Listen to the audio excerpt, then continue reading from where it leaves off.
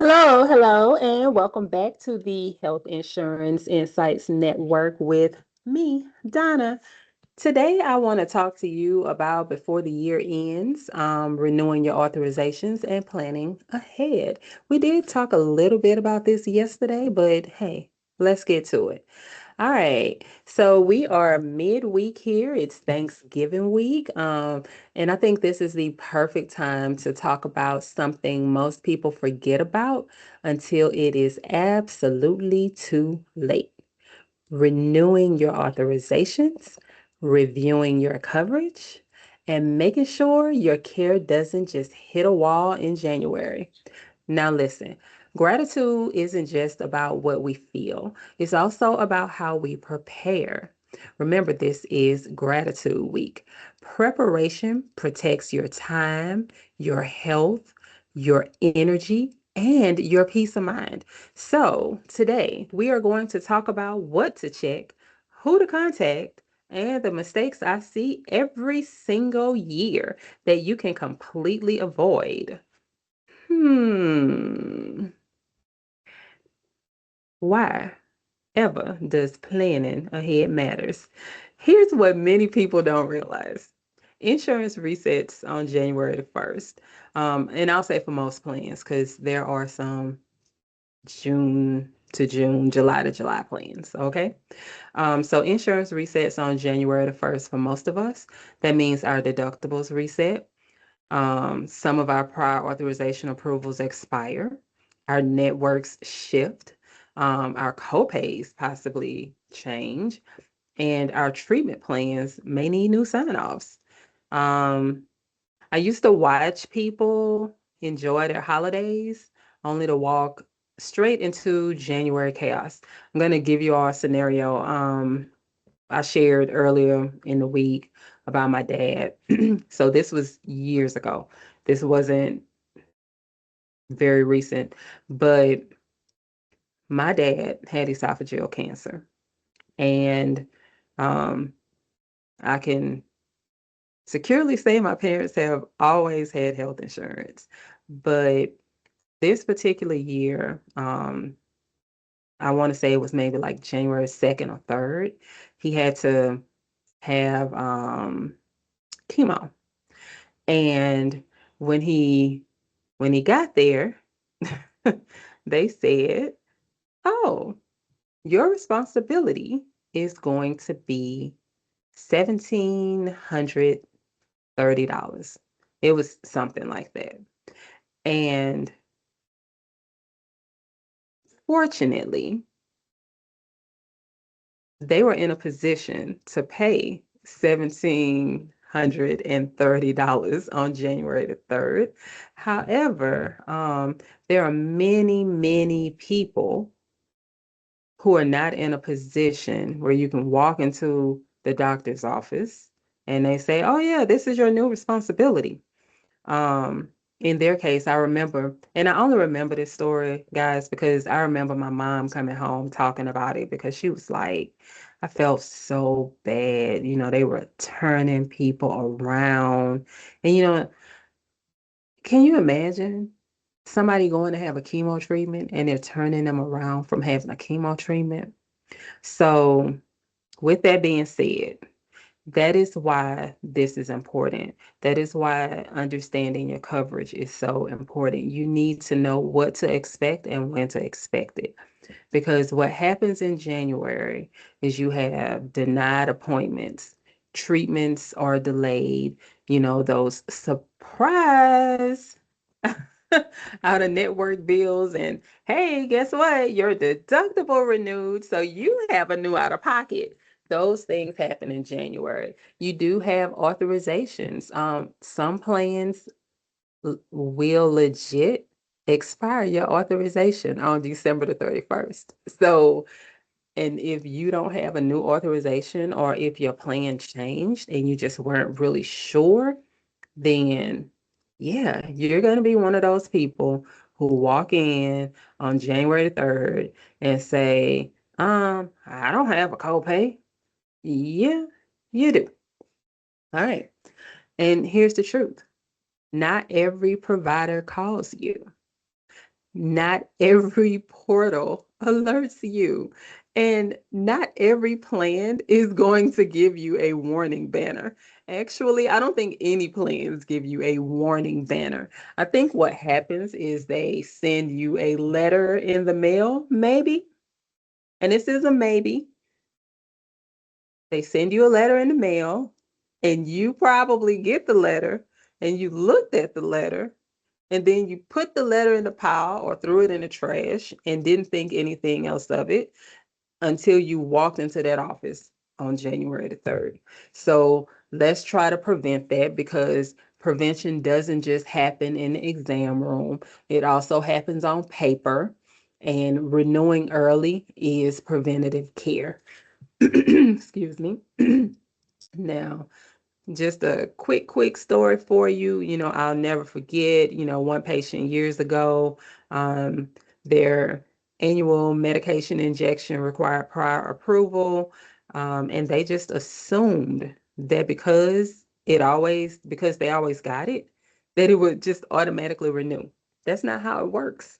That's not how it works with your medication. That's not how it works when you have a surgery. That's not how it works when you're having imaging done. That's not how it works with any other procedure in the office. You're not just going to get it because you think that they're going to renew it. That's not what happens. And your office, if your insurance changes, your insurance number changes, your plan would then, let's say you have Anthem and you have an Anthem plan, and then let's say you have Anthem HMO, and then you decided to go to Anthem PPO. That means things are changing. You may or may not, and it is likely that you may not have, well, yeah, you're not going to have the same identification number. And because that identification number changes, guess what? The auth has to change. They are not going to just give you the auth. Just, yeah, we know we approved the auth for the HMO plan, but now we need a new auth because the patient has a PPO plan. I have a patient, and this is not even a January issue, but I had a situation with a patient who had an exchange plan with her husband, and her husband qualified for Medicare. She was not able to qualify for Medicare at that time. He was. So her husband went on Medicare, and they dropped the exchange plan for him. And then they created a new exchange plan for her. It changed everything. It is, but it wasn't reported to us until she came to the office. Until the day of. So let me just tell you, you're going to get turned around, because that's it's going to be a loss to the office if they do see you, because you may or may not be able to go back and get an approval. All right. So in this other situation, let's say January came for the patient, no medication, no approval. And because it was a high volume authorization period, they ended up being delayed and they had to wait several weeks. And because of that delay, their entire treatment plan had to change. Now, had their renewal been sent in early, had we had all the information we needed, everything would have been a lot easier. This is why we plan. Okay, so here's your before the year end checklist. These are the things that I want you to check on. And if I'm being repetitive, sorry, not sorry, okay? Because I need you all to understand how important these things are. I need you to check your upcoming authorizations. If you're doing any of the following, you need to know that your authorization is still going to be good in January: physical therapy, infusions, injections, imaging, sleep studies, ongoing medications. Check your expiration dates. If it ends December the 31st and you have the same plan, reach out to your provider and ask them about submitting a renewal for you. Now, I don't want you to do this week because tomorrow, baby, we gonna eat turkey, okay? I want you to do this next week, all right? If you have a new plan or insurance provider, I want you to start preparing for the beginning of the year. That means if you have an appointment on January the 3rd, you know what? I'm going to back that up. If you have an appointment on January the 2nd, you should be ensuring that you have an authorization in place, or you should be reaching out to your provider saying, hey, I know that my insurance changes on January the 1st. I need to know what you need me to do. All right. Um, that's going to be a very important piece of the puzzle because you may have to reschedule a week or two out. It just depends on what you have going on and what services you already have access to. Okay. But I just want you to be prepared for those things. I need you to confirm that your providers are still in network for 2026 because let me tell you, those networks shift. And if your surgeon, your therapist, your specialist, if they leave the plan, guess what happens on January the 1st? You no longer have that option to see them. That won't cost you a lot of money for them being out of network.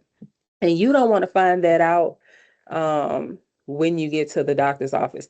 Heck, you don't want to find that out because they call you on December the 30th and say, oh, yeah, we're not going to be in network with your plan. What? I mean, if y'all like me, I will flip out. So you're also going to want to ask about some renewals. Because your authorizations do require a new clinical review, you're going to want to make sure that your authorization is still good. Your provider's team, they can help you with that information because if you don't know what date your authorization expires, call them and ask. They know. Guess why? They don't get paid if they don't have an authorization. Okay? And sometimes they don't get paid when they have an authorization. So trust and believe they are tracking your authorization number. The other thing I would like for you to do is to review your explanation of benefits. That is your EOB. Very, very important. I want you to look for claims that are marked as pending. I want you to start checking for incorrect coding. That happens. I know you don't understand the codes, but you can see if something is on there twice. This happened to me. I went to the doctor. I was supposed to have I think a Tdap, and I left because I think I had an X-ray done, and after the X-ray, I was like, "Oh, I'm done for the day. I'm out." Um, my EOB came. Yeah, they had charged me for a Tdap. I was like, yeah, no, didn't have that done. Let's not be charging for things we didn't have done. Okay. Um, Patient responsibility that you may not have been expecting. You want to look for that on an EOB. Correct as much as you can now, or you will receive collections later. Trust and believe. They have no problem. Those businesses office will send you a bill. Okay. So check your EOBs, compare them with your bills to make sure you're being charged for the right services. All right. Another thing I need you to do is to check your medication refill window. We briefly talked about this on yesterday when we were discussing medication insurance insights. But if you use specialty meds, refill early. It's the holiday season. You don't want to be delayed, okay? Delays are real. It's just like those packages we send in the mail. If we don't get them out on time, they're not going to get them. So it's going to be the same thing with your medication. um, so here are three things that most people don't know. Let's talk about that. One, some authorizations expire based on the visit count and not the date. Um, so let me see if I can explain that a little bit. You could finish December thinking that you have visits left. Heck, we're still in November. You could think you have visits left now and you don't have visits left, only to be stopped. So here's the deal. Sometimes you have an authorization approval, and especially I'm gonna think more along the lines of physical therapy with this. You may only be approved for 8 visits or 12 visits or you know some number like that. It doesn't matter that they approved it for a year. They can approve it for 12 months. But if you had 12 visits in 3 months, then that authorization is no good. Um, and even with medication, it's even a little bit more than that because with medication, especially when you having it in the infusion center the or office injectables, with those, they count units differently based on the amount of, the frequency and it's way more complicated. But you may only have 3 visits in 1 year. And if you don't get those visits done, I mean, if you complete those visits, that in 6 months, that auth is done. So that's something that you all have to try to be mindful of. The second thing is that some authorizations require step therapy resets at the top of the year, which means that your step therapy may have changed. I think that this year you will likely see that a lot with the GLP-1s. Um, it's gonna happen. They're already changing the authorizations. They are being GLP-1s, if you're not familiar, those are your Ozempics, Mounjaros, Zepbound, Wegovy. Um, with those, we are seeing a lot of the verbiage change when seeking authorizations. And even though they are being approved for different, say, disorders, it is not as simple to meet the guidelines as some people may think, because even with the guidelines they currently have in place, I'm not sure that people are really following them as they should when an authorization is submitted. Okay, and the third thing, if you switch plans, your clinical history doesn't automatically transfer. Now, this is something that I think is very beneficial. Sometimes when submitting authorizations, let's say I have a patient, they have, I'll use Humana for this one. Let's say they have Humana Medicare. They've had Humana Medicare for 10 years. Okay. That means Humana Medicare has 10 years of history for them. Sometimes I can submit an authorization and I don't have to have, they could be a new patient to me and I don't have to have all the information. But because Humana has all of the information, Humana's like, oh, okay, yeah, they qualify for this. Whereas, and this is something I want you to also think about when you are switching plans. When you switch your plan, they don't know anything about you prior to any claim they've paid for. They don't have a clue.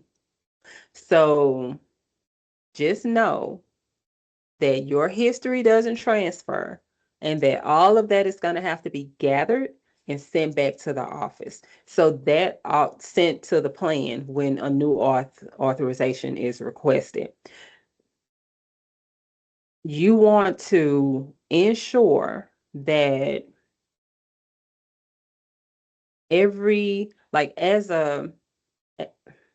let me back up a little bit. As a team who's submitting the authorizations, especially for a new patient, what we deal with often is not having all the information. Sometimes I only have the doctor's note from the visit with him, but what the plan wants to know is information that was prior to him. So when you have switched to a completely new plan, your insurance company can't really help me because they don't know what they don't know, and I don't know what I don't know. So just adjust your expectations a little bit because there will be a lot of, I would say, digging to get those authorizations approved, which is sometimes why authorizations are denied, or you have to get a second authorization, or sometimes you have to dig a little deeper to figure it all out. All right. So just give us a little grace, okay? Now, yesterday I spoke briefly about this. I'm going to speak about it again today. You all know that I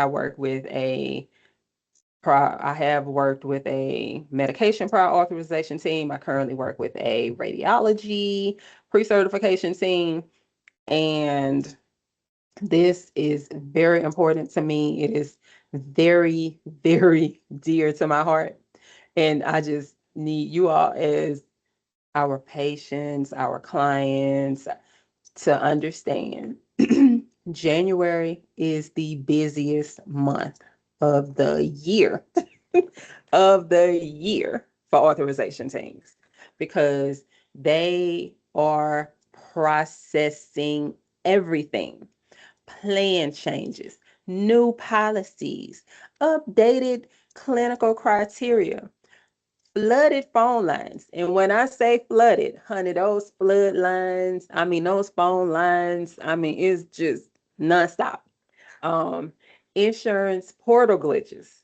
Oh yeah, that happens a lot at the beginning of the year because you have to also realize that the insurance companies are trying to get all of that information uploaded to their third party providers as well.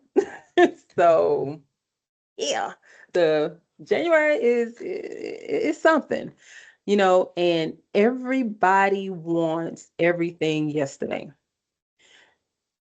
When you're the patient, you want your doctor's office and your insurance company to do it now. As the doctor's office, I want the patient to leave me alone and let me do my job. And I want the insurance company to do it now.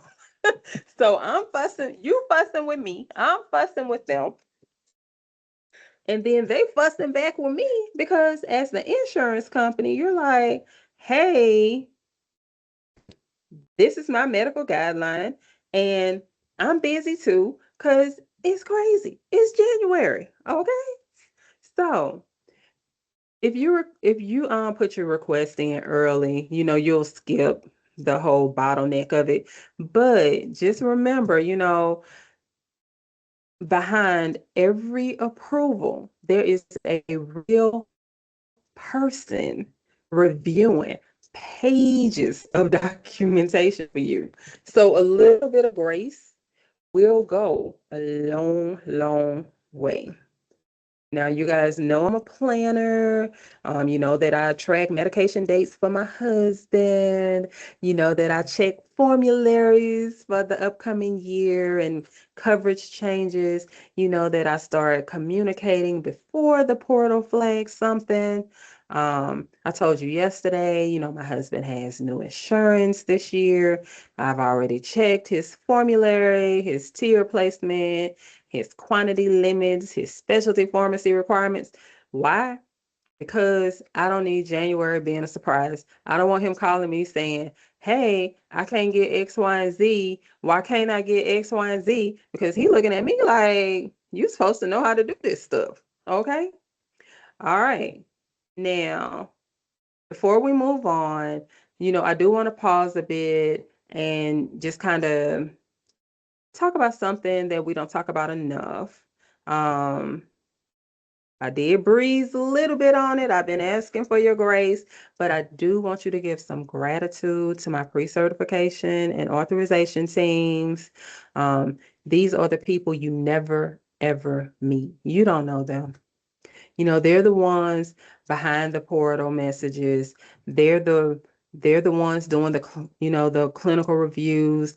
They know the codes that keep your treatment moving. They're the ones who are calling the insurance companies. They're faxing clinicals. They're correcting errors. They're updating notes, you know, and they're fighting through long hold times you never have to sit in. And yes, some of those hold times, you guys, let me tell you, 1 hour, 2 hours, 3 hours, you're sitting and you're waiting. I had a team member this year. I'm not even going to name the insurance company. I will say that I will be spending some holiday time in their area. But I had a team member who wrote a letter and faxed it to an insurance company because we were unable to submit the authorization online. And when calling them, either you would hold for an hour and get hung up on, yay, or you would hold for 2 or 3 hours and still get hung up on. So she was like, okay, I'm tired. I'm just going to send them this and then I'll start calling again. But it worked. I will tell you, it worked. Now, this is what I mean when I say that these are the people who are working for you that you don't ever get to see because that the patient doesn't know the amount of work that she put in to get that authorization approved. So listen, I'm going to tell y'all this again. This may not be the right thing to say, but I do think it's right. January is like a Super Bowl. It is frustrating, it is busy, it is nonstop. There's things happening here and there and everywhere. It's like a Dr. Seuss story, you know? Like they are dealing with everything all at one time. All at one time. So I just want you to take a breather and give them a shout out for doing a good job. Because even guys, when they get denials, they work on appeals. So there's a lot of work that these teams put in that just isn't seen. They are your quiet bridge. They are not just pushing paperwork. They are protecting your continuity of care. They are helping you to avoid cancellations. They are making sure the insurance sees the clinical story and not just the line item. So if you've ever had a medication approved, a therapy extended, a denial overturned this year, someone behind the scenes advocated for you. So if you could send a thank you message, offer some patience, or simply just respond promptly when they ask for paperwork, that small gesture matters more than you know. Because when we work with the system instead of against it, we protect our health. We're all protecting our time, and we're all protecting the people who help to make our care possible. All right. I just wanted to sit in that for a minute. Um, now, this week is still about gratitude for me. Preparation is one of the most practical forms of gratitude. When you stay ahead, what you're saying to yourself is, I honor my health, I honor my time, I honor my care, um, and I honor the teams supporting me. Trust and believe your future self will thank you for preparing now, not this Friday, because I know you're going to be out there Black Friday shopping. But before next Friday, I want you to check on your renewals, find out about your authorization and any expiration dates. And just know that the insurance company does, whenever you receive an authorization, they do mail you a letter to your house as well. Um, Review one of your recent EOBs. And if nothing else, sign onto the portal. Um, Most insurance companies, if not all of them, have an insurance portal for their members to sign on to. So sign onto your portal. You can, everything you could possibly need is in that portal. I mean, finding it may be a lot, but everything you need is going to be in that portal. Um, that's 15 minutes that could save you 6 weeks of stress. So listen, before you settle into Thanksgiving celebrations, you know, make sure you're taking care of yourself. Enjoy your family this week. Remember that prevention is power, preparation is peace, and your health deserves priority. I know I have been very long-winded today, um, but your health does deserve priority status. It not leftovers. You can eat them on Friday. All right, y'all. I am Dinah. I am wishing you peace, preparation, and protection this Thanksgiving season. Thank you so much for watching. Your health, your insurance, your power. See you next week.